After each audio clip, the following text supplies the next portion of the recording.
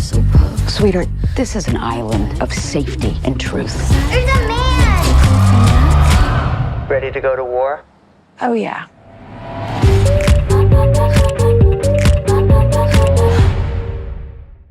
What's up, guys? Welcome back to the channel. It's been a while since I had a chance to post any videos on any recent films that I did see, and I had a chance to catch a few over the past week, but this is one that I really have been anticipating for quite some time.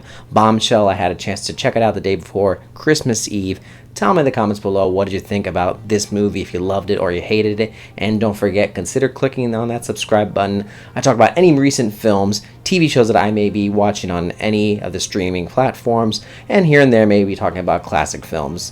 But in the meantime, let's talk Bombshell. Based on a true scandal, a group of women take on Fox News head Roger Ailes and the toxic environment he presided over at the network. Now, if you have a good memory, you probably remember this incident that happened a few years back with Megyn Kelly and this sexual harassment against Roger Ailes. And I do remember all this happening around the time before the election 2016, but I never thought when I saw this all unfolding that, wow, this would make a great movie a few years from now, and 3 years later, bam, we get a movie based on this scandal.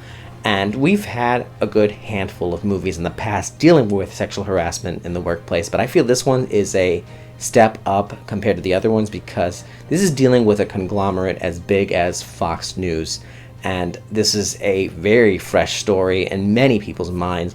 So this is a good time for this movie to be made.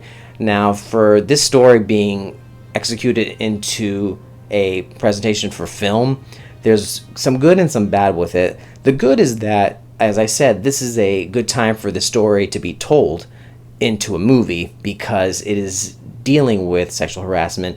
We are now in the Me Too age. We're dealing with a lot of women fighting for equal rights still. So this is a very appropriate time to be presenting this movie. The bad thing, though, is that within this movie and how the story is told is about an hour and 40-minute runtime, and we only are given the surface of the storyline. It doesn't really dig too deep on what is actually happened in this incident, and for what we all know already from the storyline, you pretty much get that in this movie, and that can just show the movie to be a little bit predictable, even though it is based on a real event.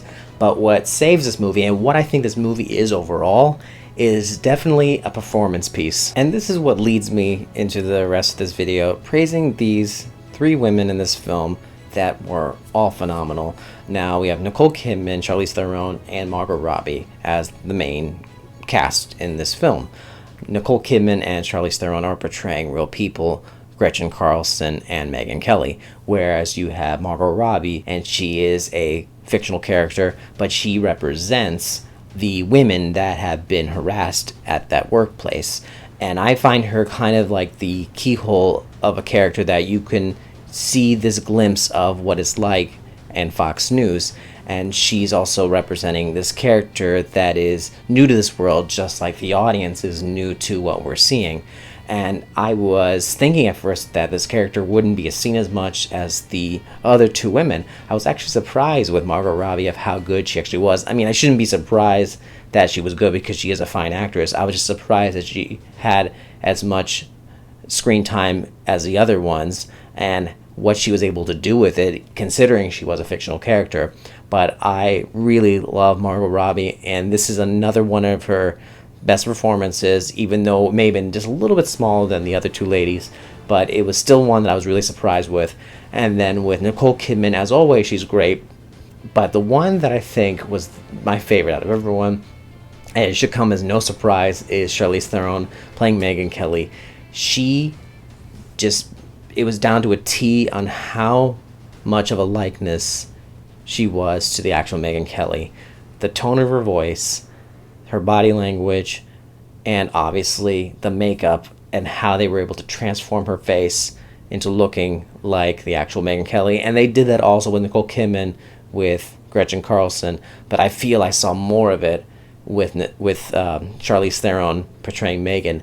And I just was taken away with what I was watching with her performance. And this goes to the fact that I was saying before, that this movie is all about the performances, and that's what made this movie so well liked by most critics and audiences is that the story, even though it was a bit staying much on the surface and wasn't digging too deep into finding out more, it was the performances of these actors that really kept this film going, that you were convinced that these were the real people, and you were transported back to 2016, and just all three of these ladies really brought you there. But it was Charlize Theron in the end. I think she nailed it. I know she's nominated for a Golden Globe, but I mean, she deserves an Oscar nomination for this. I'm hoping. I mean, if she doesn't win, that's fine, but this is one of her performances that she deserves to be nominated for an Oscar. The last time she won an Oscar was for Monster, playing Eileen Vornos, and she was amazing in that.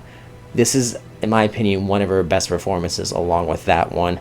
It's very Oscar worthy. So with a movie with great performances within a story that we're already familiar with, this makes it out to be a really entertaining film, and one that I would recommend to go see in theaters. This is also a movie that I think opens you guys up a lot of audience members to show us what it's really like in the workplace, specifically within a big corporation such as Fox News. But as always, guys, thank you so much for watching my review for Bombshell. Don't forget, once again, to comment below, tell me what you thought about this movie, whether you loved it or hated. I love to hear any opinions about this movie.